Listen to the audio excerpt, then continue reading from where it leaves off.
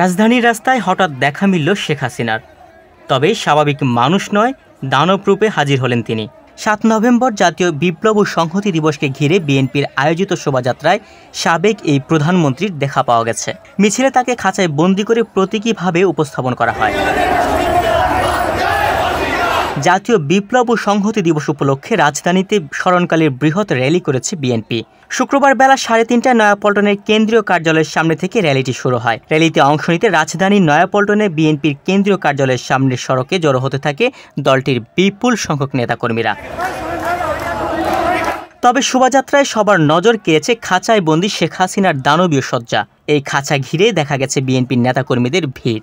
ভিডিওতে দেখা যায় খাঁচার মধ্যে একটি শিশু শেখ হাসিনার সাজে সেজেছে। তার মুখে প্রতীকী রক্ত, দানবের মতো বড় দাঁত, চোখে সানগ্লাস এবং মাথায় শিং।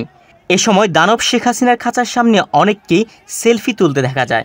বাংলাদেশ প্রতিদিনকে বিএনপির এক নেতা বলেন, দেশের মানুষ শেখ হাসিনাকে এভাবেই খাঁচায় বন্দি দেখতে চায়।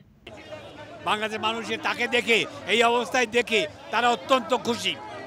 আজকে শেখ হাসিনা যে ভারতে পালিয়ে গিয়ে আশ্রয় নিয়েছে, আসলে সে সেখানে বন্দী এবং তাকে ভারত সরকার বাংলাদেশের উপরে কর্তৃত্ব করবার জন্য সামনে দিনে কিভাবে ব্যবহার করবে সেই জন্যই তাকে বন্দী করে রেখেছে। এর আগে বেলা 11টার দিকে ঢাকা মহানগরের বিভিন্ন ওয়ার্ড ও আশপাশের জেলা থেকে বিএনপির নেতাকর্মীরা ছোট ছোট মিছিল আকারে নয়াপল্টনে জড়ো হন। এ সময় নয়াপল্টন, কাকরাইল, ফকিরাপুল, শান্তিনগর, মতিঝিল সহ আশপাশের এলাকায় অলিতে গলিতে লুকে লুকারণ্য হয়ে যায়। এ সময় নেতাকর্মীদের গায়ে ছিল রং বেরঙের গেঞ্জি, হাতে ছিল বিভিন্ন ব্যানার ও প্লেকার্ড।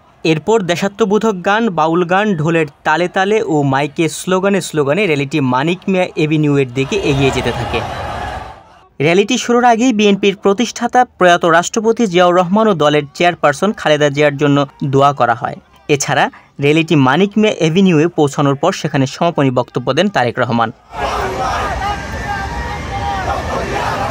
তুহিন ভুঁইয়া, বাংলাদেশ প্রতিদিন।